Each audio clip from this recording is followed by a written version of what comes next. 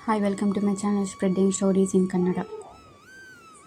ಮೂಢರು ಬುದ್ಧಿಹೀನರಿಗೆ ಭಗವಂತ ಎಂದು ಕಾಣಿಸಿಕೊಳ್ಳುವುದಿಲ್ಲ.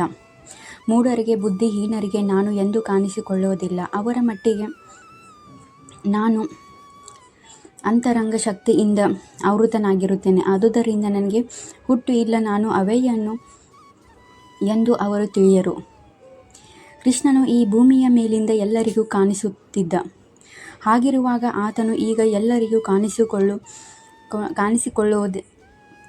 ಕಾಣಿಸಿಕೊಳ್ಳುವುದಿಲ್ಲ ಏಕೆ ಎಂದು ಪ್ರಶ್ನಿಸಬಹುದು. ಆದರೆ ವಾಸ್ತವವಾಗಿ ಕೃಷ್ಣನು ಎಲ್ಲರಿಗೂ ವ್ಯಕ್ತನಾಗಲಿಲ್ಲ. ಕೃಷ್ಣನು ಭೂಮಿಯ ಮೇಲಿದ್ದಾಗ ಅವನು ದೇವೋತ್ತಮ ಪರಮ ಪುರುಷ ಎಂದು ಅರ್ಥ ಮಾಡಿಕೊಂಡವರು ಕೆಲವರೇ. ಕುರುಸಭೆಯಲ್ಲಿ ಕೃಷ್ಣನಿಗೆ ಅಗ್ರಮರ್ಯಾದೆ ಮಾಡುವುದನ್ನು ಶಿಶುಪಾಲನು ವಿರೋಧಿಸಿದಾಗ ಭೀಷ್ಮನು ಕೃಷ್ಣನನ್ನು ಬೆಂಬಲಿಸಿ ಅವನು ಪರಮ ಪ್ರಭುವೆಂದು ಸಾರಿದ. ಹಾಗೆಯೇ ಪಾಂಡವರು ಮತ್ತೆ ಬೇರೆ ಕೆಲವರಿಗೆ ಮಾತ್ರ ಅವನೇ ಪರಮ ಪ್ರಭು ಎಂದು ತಿಳಿದಿತ್ತು, ಎಲ್ಲರಿಗೂ ತಿಳಿದಿರಲಿಲ್ಲ. ಭಕ್ತರಲ್ಲದವರಿಗೂ ಸಾಮಾನ್ಯ ಮನುಷ್ಯರಿಗೂ ಅವರು ವ್ಯಕ್ತನಾಗಲಿಲ್ಲ. ಆದುದರಿಂದ ಭಗವದ್ಗೀತೆಯ ಕೃಷ್ಣನು ಹೀಗೆ ಹೇಳುತ್ತಾನೆ: ಪರಿಶುದ್ಧ ಭಕ್ತರನ್ನು ಬಿಟ್ಟು ಉಳಿದವರು ಕೃಷ್ಣನು ಅವರಂತೆಯೇ ಒಬ್ಬನು ಎಂದು ಭಾವಿಸುತ್ತಾರೆ. ಅವನ ಭಕ್ತರು ಮಾತ್ರ ಅವನನ್ನು ಎಲ್ಲ ಆನಂದದ ಆಗರವಾಗಿ ಕಂಡರು. ಭಕ್ತರಲ್ಲದೆ ಇತರ ಮಂದಮತಿಗಳಿಗೆ ಅವನು ಯೋಗ ಮಾಯೆಯಿಂದ ಮುಚ್ಚಿಹೋಗಿದ್ದ. ಶ್ರೀ ಮದ್ಭಾಗವತದಲ್ಲಿ ಕುಂತಿಯ ಪ್ರಾರ್ಥನೆಯಲ್ಲಿ ಯೋಗ ಮಾಯೆಯೇ ಪರದೆಯ ಕೃಷ್ಣನನ್ನು ಮುಚ್ಚಿದೆ, ಆದುದರಿಂದ ಆತನನ್ನು ಎಲ್ಲರೂ ಕಾಣಲಾರರು ಎಂದು ಹೇಳಿದೆ.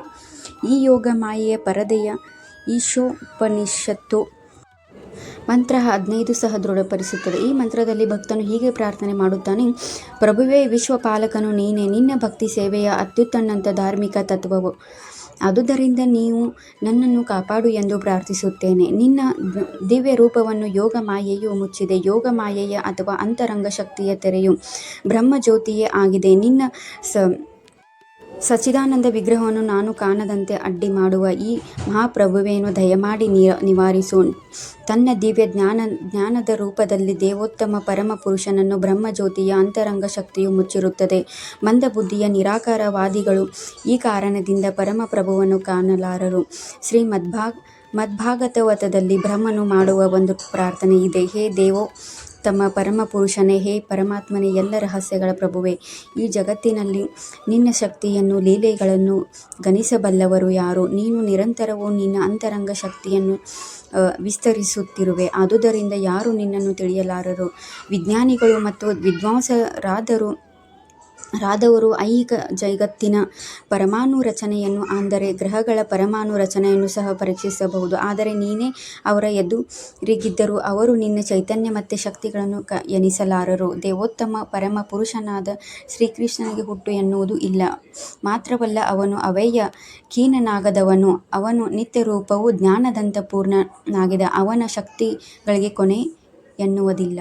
ಧನ್ಯವಾದಗಳು. ಈ ವಿಡಿಯೋ ನಿಮಗೆ ಇಷ್ಟವಾದರೆ ಪ್ಲೀಸ್ ಸಬ್ಸ್ಕ್ರೈಬ್ ಮಾಡಲು ಮರೆಯದಿರಿ.